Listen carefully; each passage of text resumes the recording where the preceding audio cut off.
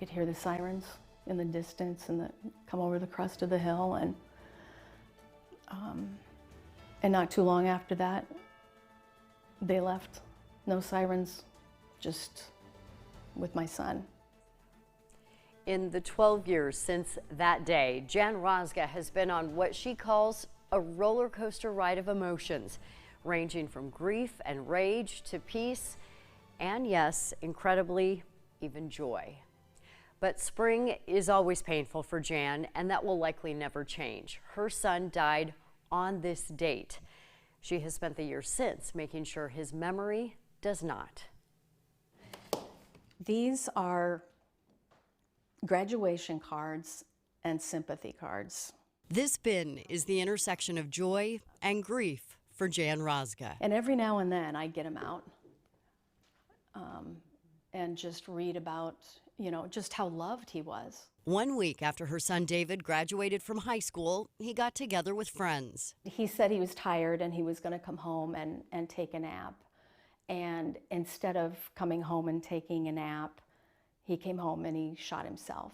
It made no sense. This smart, kind, funny kid had been planning his future. Now his family was planning his funeral. I mean, boom, he's there 1 minute and then he's gone the next. Then the Rozgas learned that David and his friends had tried something new that day. And we didn't find out about the K2 aspect of it until a couple days after we lost him. And they planned on doing this. It was purchased at Southridge Mall. They smoked it. David told his friends he felt like he was in hell. What was your reaction when you heard about that and heard about what he had said about how he felt? Number one, disbelief that there could be anything that would make you feel like you were in hell. I mean, just disbelief. It made me think, okay, this is not my David, But I mean, the reality is that smoking that K2 altered his sense of reality that day.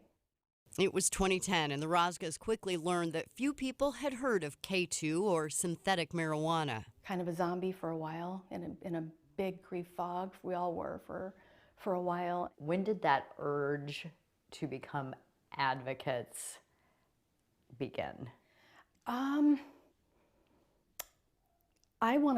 Right after we lost David, within a few weeks, I think, we met with the Office of Drug Control Policy.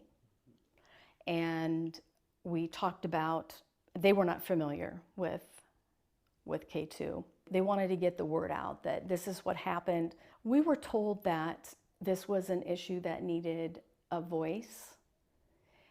And so we agreed to help be that voice. They shared their story everywhere, in the media, at the State House. I continue to be amazed that after 6 years, there are so many who have never heard of these drugs. And on Capitol Hill. When we went to DC the first time in 2011, it was 11 months after his death, 11 months after.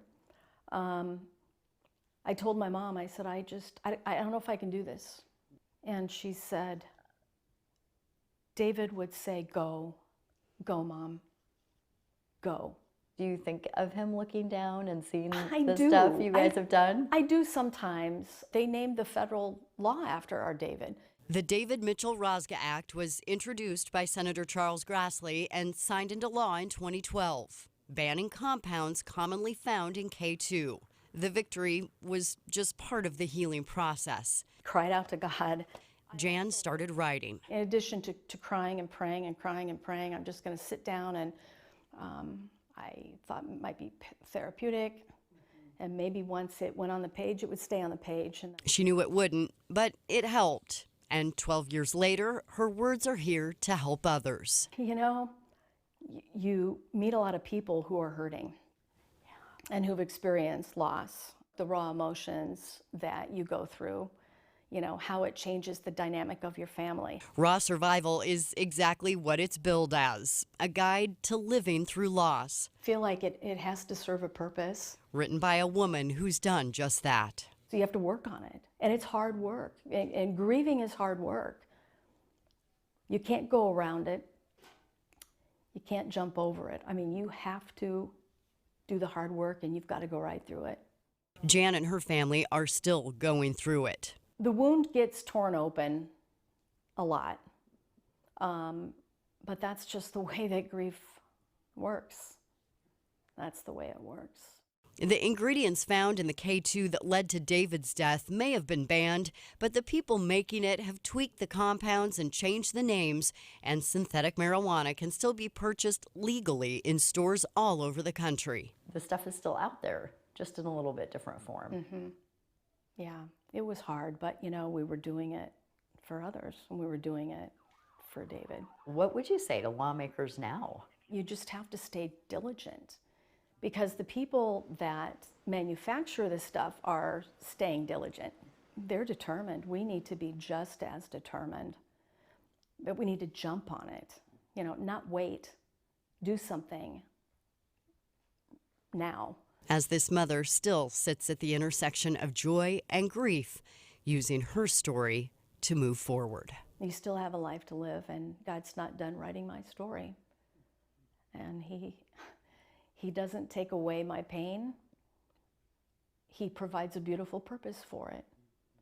And I think this is it.